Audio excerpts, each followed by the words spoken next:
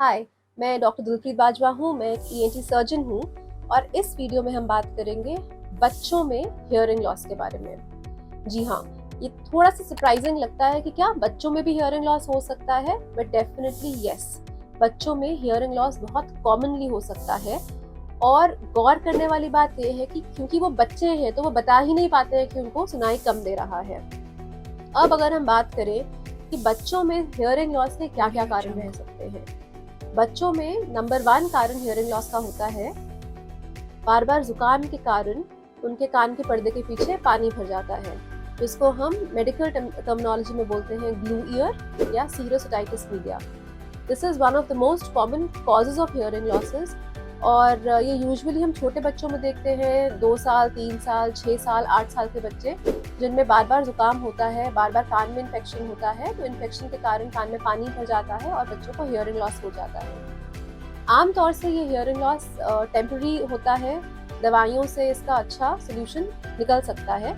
लेकिन अगर बच्चे को बार बार दिक्कत हो रही है, बार बार जुकाम हो रहा है, बार बार कान में दर्द हो रहा है, तो it is important that underlying cause क्या है वो जाना जाए और उसका ट्रीटमेंट किया जाए ताकि बच्चे को परमानेंट हियरिंग लॉस ना हो। सेकेंड रीजन जो बच्चों में हियरिंग लॉस का है वो है कंजेनाइटल हियरिंग लॉस। इसका मतलब ये है कि बाय बर्थ कुछ ऐसा बच्चे के कान में प्रॉब्लम है जिसकी वजह से उनकी कान की हियरिंग कमजोर है। अगर किसी बच्चे को जन्म से हियरिंग लॉस है तो ये एज सून एज पॉसिबल पता लगाना जरूरी है कि बच्चे को हियरिंग लॉस है कि नहीं, क्योंकि बच्चा जो कि जन्मजात जिसको कम सुनता है, अगर हम टाइम पे नहीं पकड़ पाएंगे उसको हियरिंग लॉस है तो आगे जाके उस बच्चे को बोलने में प्रॉब्लम आएगी, स्पीच डेवलपमेंट में प्रॉब्लम आएगी, जिसके कारण आगे स्कूलिंग में और अन्य चीज़ों में भी दिक्कत आ सकती है। अब अगर किसी बच्चे को आपको लग रहा है कि हियरिंग लॉस है at the time of birth, कि जन्म से कम सुन रहा है या नहीं सुन रहा है, तो क्या साइंस हो सकते हैं?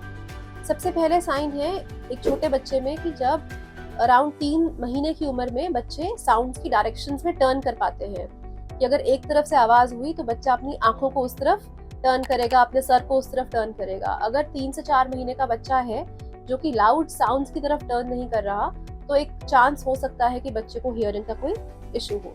सेकेंड है स्टार्टल रिस्पॉन्स, कि बच्चे लाउड साउंड्स में अपनी बॉडी को टाइट करके भी रिस्पॉन्स दिखाते हैं। अगर बच्चा 4 महीने का या 5 महीने का हो चुका है और आप देख रहे हैं कि स्टार्टल रिस्पॉन्स भी नहीं आ रहा लाउड साउंड्स पे, तो बच्चे को हियरिंग लॉस हो सकता है।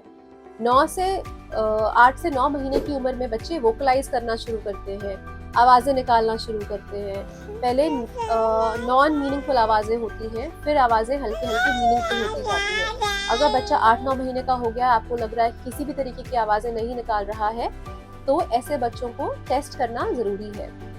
कुछ बच्चे जो प्रीटर्म बॉर्न होते हैं, 37 वीक से पहले बॉर्न हो रहे हैं, या लो बर्थ वेट के साथ बॉर्न हो रहे हैं, या उनको बर्थ के बाद में इमीडिएटली एनआईसीयू में रखा गया, या बच्चे को जॉन्डिस हुआ, या at the time of birth कोई और इंसल्ट हुई है, ऐसे बच्चे भी हाई रिस्क पे हैं हियरिंग लॉस के।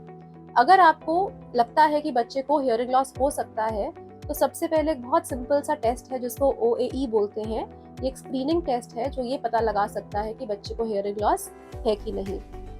OAE की रिपोर्ट के हिसाब से आगे के डिसीजंस दिए जाते हैं कि कोई और टेस्टिंग की रिक्वायरमेंट है या नहीं।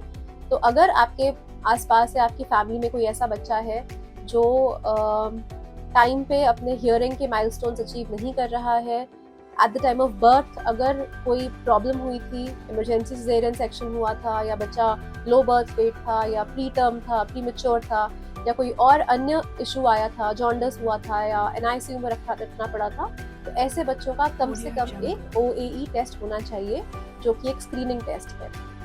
Thank you.